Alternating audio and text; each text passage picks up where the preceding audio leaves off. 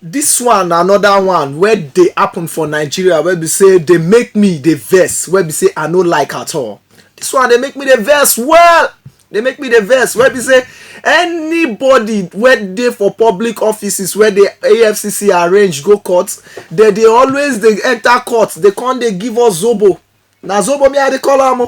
They go give us zobo, say neck they pain them. Before you know, now you go to see POP for their leg, POP for their hand, POP for their neck. Because say they arrange and they corrupt. They know say they arrange and go court. After they'll come they adjoin the case. Why this thing they happen for the country where we dey? Which day this country go follow the rule of law? Which day we go get leaders where be say go do the right thing for this country? I beg. Make the governments, may they do things, may they obey the rule of law. May the people where they public office, may they always they obey the rule of law. Maybe say they do their own things. This one not be say I forge up, but more kuna just see this one on the own. Waiting happen to all the past and the ones where they the government where be say they go arrange and go court and nasty they go they put POP everywhere as if say they don't kill them. Now maybe this. I bet Mona watch out on say Mona use na STC. It's against the I will kill myself. Let's go to court. Take somebody to court. Your BP is high. You say that his BP is high, you can't make statement and come. I am in pain. I am in severe pain. I can't touch this neck anymore.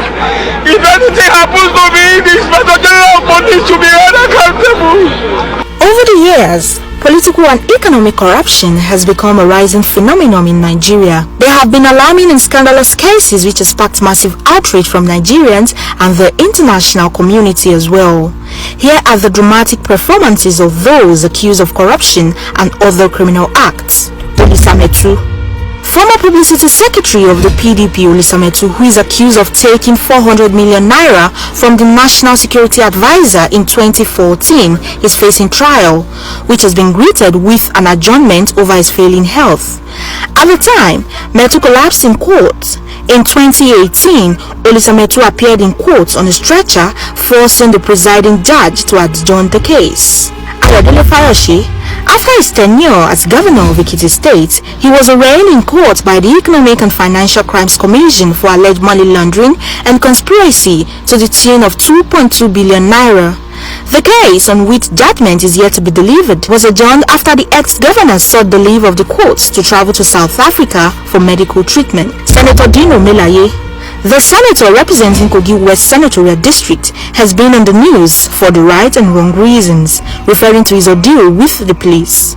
In 2018, he was accused to have killed a police officer and was also charged for attempted suicide. Senator Melaye appeared in court on a stretcher and in a wheelchair. Dino also claimed to be asthmatic and hospitalized while he was in police detention. Bello Aliru Muhammad.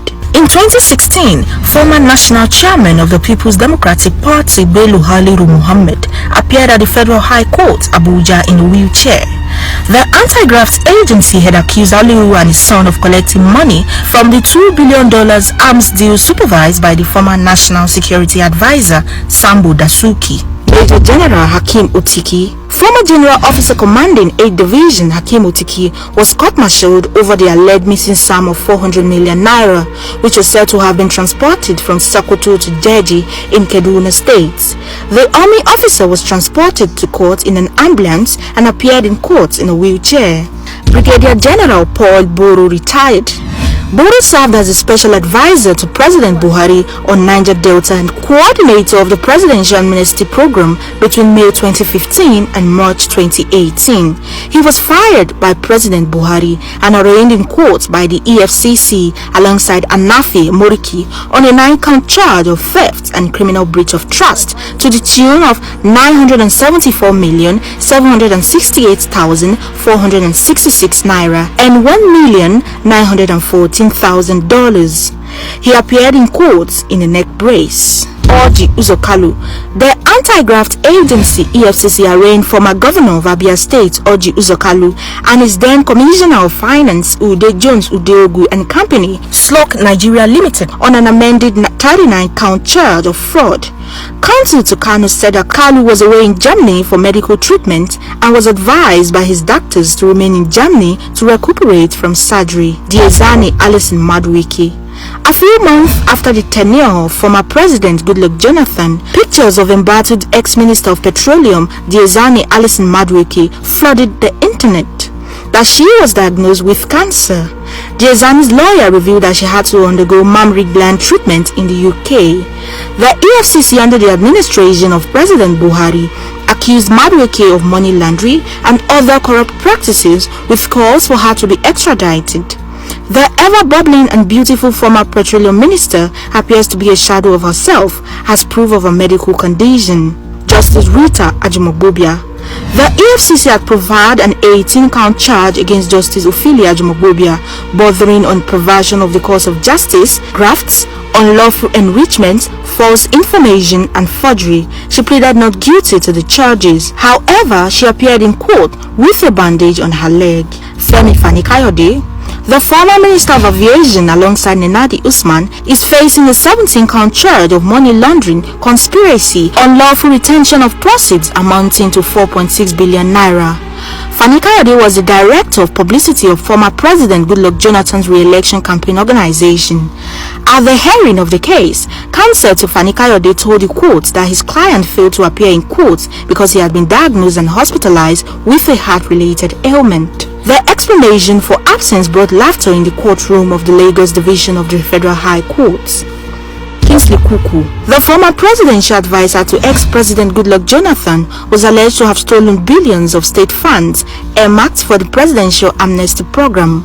He was then said to have fled Nigeria to the United States of America after he was invited by the EFCC for questioning. His lawyer told the court that his client did not flee from prosecution but was on medical leave to the US for surgery. Pictures of Kuku on a stretcher being carried into an ambulance and another of him on crutches with his right leg cast in plaster of Paris was shared on social media. It appears that high-profile Nigeria's political and public office holders become sick as soon as they are charged with corruption. I am in severe pain. I can't touch this neck anymore. If anything happens to me, the Inspector General of Police should be held accountable. Roots TV, Nigeria. So now don't see amo. Now waiting the happen be that. Now waiting the happen.